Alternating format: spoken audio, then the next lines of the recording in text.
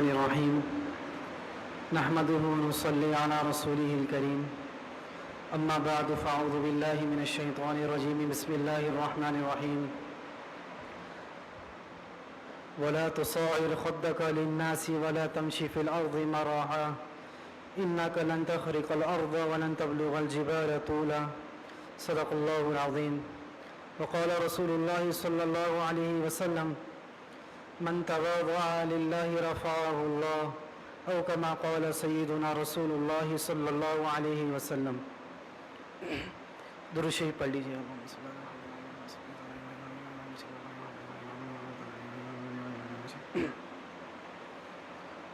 بزرگان محترم،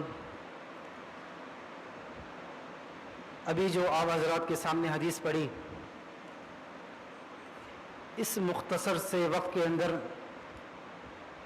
مختصر سی حدیث کی تشریح بیان کرنا اور عرض کرنا مقصود ہے. آپ صلی اللہ علیہ وسلم نے فرمایا کہ جو شخص اللہ کے لیے تواضع اختیار کرتا ہے اللہ رب العزت اسے بلند مقام عطا فرماتے ہیں. تو محدثین فرماتے ہیں یہاں کچھ نکات ہیں.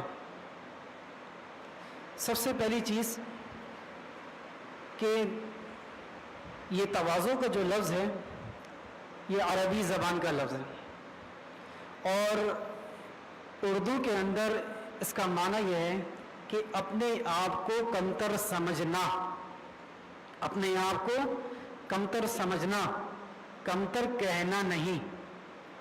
ایک ہے کمتر سمجھنا اور دوسرا ہے کمتر کہنا یا کہلوانا. تو فرمایا کہ اس تواضع کا جو معنی ہے وہ ہے اپنے آپ کو کمتر سمجھنا. تو محدثین فرماتے ہیں کہ دو چیزیں ایسی ہیں جو دو چیزوں میں سے ایک صفت انسان کے اندر بیک وقت موجود ہوتی ہے. یا تو انسان کے اندر تواضع ہوگی یا پھر اس کے اندر تکبر ہوگا. اس لیے آپ صلی اللہ علیہ وسلم نے فرمایا کہ جس نے تواضع اختیار کی اللہ کے لیے، حدیث کے الفاظ میں للہ کا لفظ ہے. ایک ہے کہ ایک شخص تواضع اختیار کیا ہوا ہے لیکن وہ اللہ کے لیے نہیں ہے، وہ بناوٹی ہے، وہ دکھاوے کے لیے. تو آپ صلی اللہ علیہ وسلم نے حدیث کے اندر یہ شرط لگائی للہ کہ اللہ کے لیے جو شخص تواضع اختیار کرے گا رفعہ اللہ، اللہ اسے بلند مقام عطا فرمائے گا. گویا کہ اللہ کا مقرب بندہ بننے کا ایک آسان سا راستہ اللہ کے نبی کریم صلی اللہ علیہ وسلم نے بیان فرما دیا. حضرت ڈاکٹر عبدالحی صاحب نور اللہ مرقدہ فرمایا کرتے تھے، دیکھو بھائی جب پلاؤ پکایا جاتا ہے نا، چاول ڈلتے ہیں تو وہ چاول جوش مارتے ہیں، اور چاول جوش مارنے کے ساتھ ساتھ چاول کی آواز بھی ہوتی ہے اور چاول حرکت بھی کرتے ہیں. تو یہ اس بات کی علامت ہوا کرتی ہے کہ چاول ابھی کچے ہیں، چاول ابھی کچے ہیں. لیکن جب انہی چاولوں کا جب دم نکالا جاتا ہے تو چاول کے اندر سکوت آ جاتا ہے، خاموشی اور ٹھہراؤ ہو جاتا ہے. اور جب ایک وقت ایسا آ جاتا ہے کہ چاول صرف تیار ہی نہیں ہوتے بلکہ جب چاول کے پتیلے کا ڈھکن اوپر سے ہٹا دیا جاتا ہے تو اس کی خوشبو دور تک جاتی ہے، اس کی خوشبو دور تک جاتی ہے. تو فرمایا یہ اس بات کی علامت ہے کہ چاول پک گئے. تو فرمایا کہ اسی طریقے سے بعینہ جب ایک شخص اپنے آپ کو کچھ سمجھتا ہے کہ میں تو عبادت گزار ہوں، میں تو نماز بھی پڑھ لیتا ہوں، میں فلاں کو جو ہے ایسا کر دوں گا، میں فلاں کے ساتھ ایسا کر دوں گا، تو فرمایا یہ اس بات کی علامت ہے کہ اس کا قلب ابھی بنا نہیں ہے، اس کے دل کے اندر اللہ کی محبت صحیح طریقے سے بھی آئی نہیں ہے، یہ بھی کچا ہے.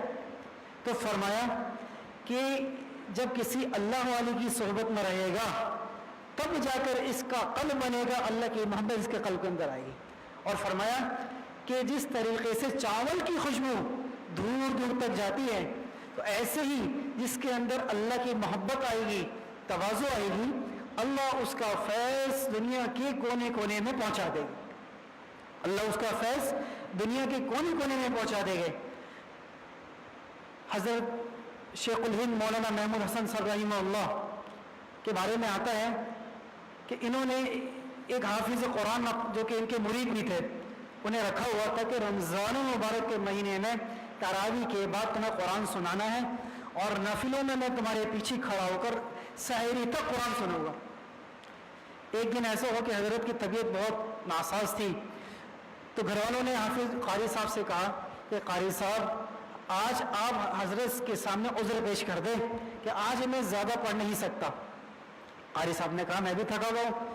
حضرت کے سامنے اپنا عذر بیان کر دیا۔ حضرت نے فرمایا ٹھیک ہے، آج آپ میرے بستر پہ لیٹ جائے اور سو جائیے۔ خیر قاری صاحب سو گئے اور حضرت اپنی عبادت میں لگ گئے۔